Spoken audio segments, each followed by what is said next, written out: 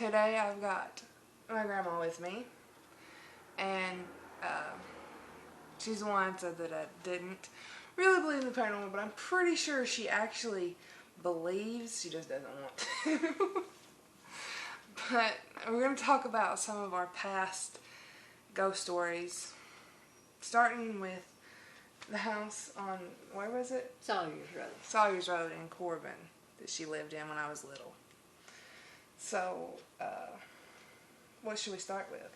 What Mom seen or what? Yeah. So my mom told me that she one night was out with one of her friends and they drove by the house and saw a woman standing in the window with long, beautiful long blonde hair. And she thought it was my great grandma, but she said you and her were out when this happened. Yeah, we were gone. And not that she had blonde hair anyway at that point in time. No. So. There was nobody there but her father. Yeah. And then her father proceeded to tell us that he had saw images several times in the house. I firmly believe this man did not lie. He was in Vietnam. He was a soldier. He did not lie about this stuff. Till the day he died, he swore some things happened in his life that some people didn't believe him. Yeah. Yeah. Namely you. Yeah. But he saw several images of a girl in the house. And the backstory, my uncle told me a backstory about the house after I was talking to him about it. He told me that there was a girl and a boy parked in the driveway where this house was built that were there one night and a snowstorm. And they were parked and the man was married and he was there with this young girl and they fell asleep in the car and the gas fumes overtook them and they both died in the car, and they believed that that's why the house was haunted with the young girl's spirit and that she roamed there where the house was built later on. I was too little to remember this because apparently she lived there when I was born. Yeah. So I don't Kayla was a baby. know any of this. I never heard anything or experienced anything in the house or saw anything in the house until the night before we got ready to move from the house. We lived there about 2 years, I would say, and we were getting ready to move out. And I was up in the house until like 3 in the morning packing and cleaning and getting ready to move. And I laid down in the bed to leave the house, to get ready to sleep. And it was like 3 in the morning and I was trying to go to sleep and something was up in the attic not wanting me to move evidently or leave. It was stomping around and making all kinds of noises and keeping me awake all night. And she was either not wanting us to leave or trying to warn me that I was leaving my children's baby clothes up in the attic because I had left them up there and did not realize it till about a year after we moved out, and then I realized I had left my baby clothes there. And I did receive a few of them back, but not many. But she stomped and carried on and rambled all night and made loud noises and just banged and carried on all night. I did not sleep none all night. It could have been either of those or it could have been both. Yeah. Honestly. She was really upset that we Don't were really leaving. know. I think she was. Maybe she didn't want me to take the baby out of the house because Kayla was just a baby. Yeah. But that was the only experience I had with her. And then, flash forward a year maybe, 2. About a year. To that, they moved into a house and about a mile and a half. And I would come and visit, and I'll let you tell this one. Kayla would come and visit, and she would come out. She would come into the living room and say that she wanted to go into my bedroom to play, and I would say okay, and she would say she was going in there to play with the little old man, and I'd say what little old man, and she'd say he won't hurt me, he just wants to play. And I'd say, what little old man? And she'd say, just a little old man, he wants to play.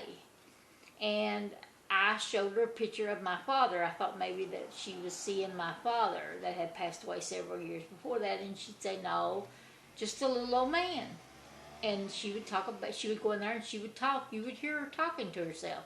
And she was playing with this little old man and she would talk to him. And she would always say she just wanted to go in my bedroom to play with this little old man.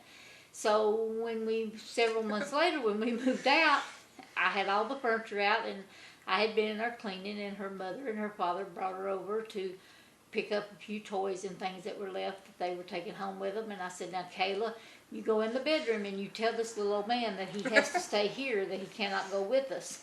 So she went in the bedroom and was jabbering and talking to them, and she told this little old man, she said, now you stay here, you cannot go with us. You stay in this house. And she was telling the little old man that he had to stay there. And the only thing that I can figure out is there was a little old man and a little old woman that owned this house for ages and ages. And he was a very sweet little old man. He was my school bus driver for years and years and years until he retired.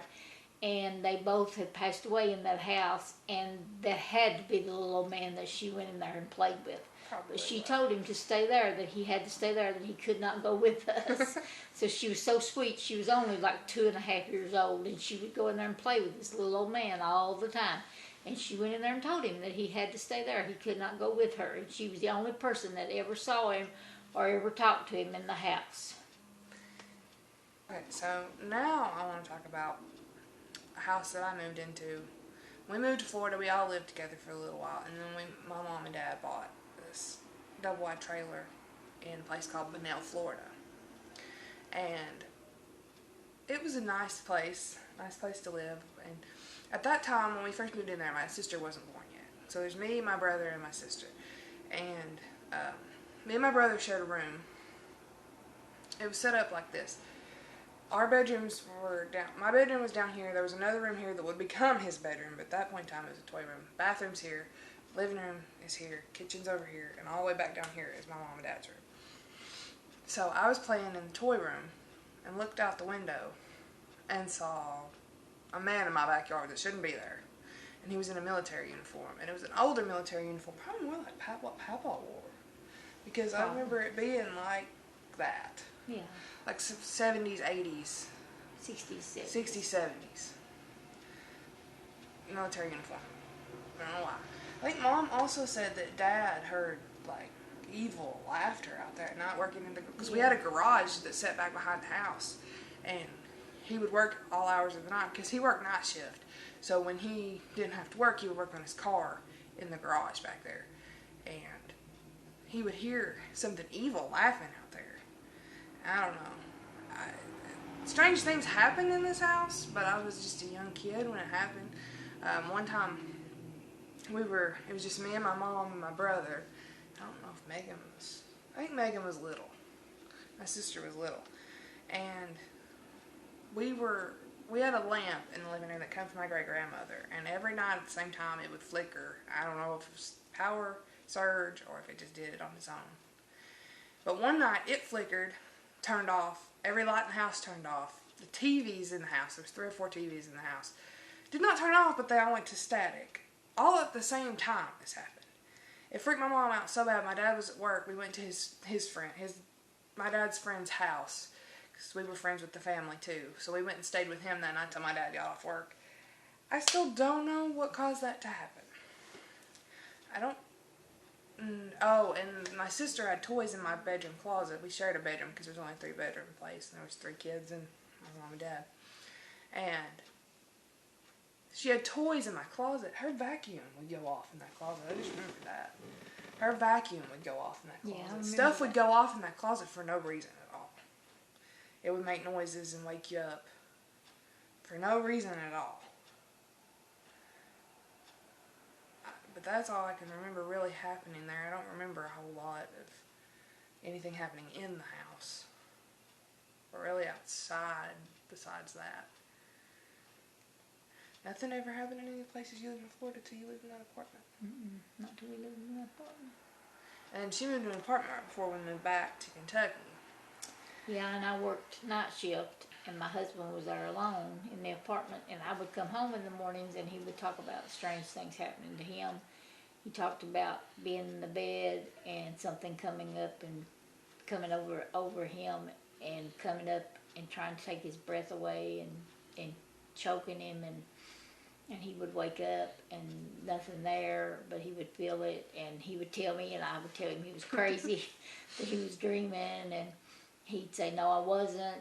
Something is trying to get me while you're gone overnight, and and this went on for months, and nothing would happen when I was there. It would always be when I was working.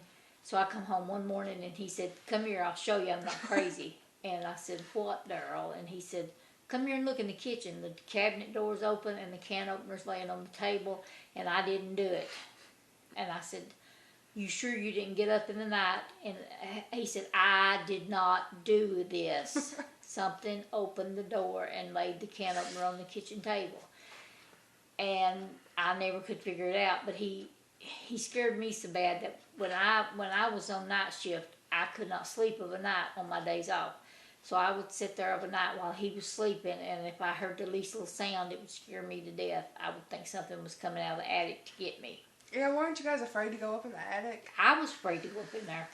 I don't know if he went up in there or not, but I wouldn't go up in there for nothing. No reason for me to go up in that attic at all. I wasn't going up in there.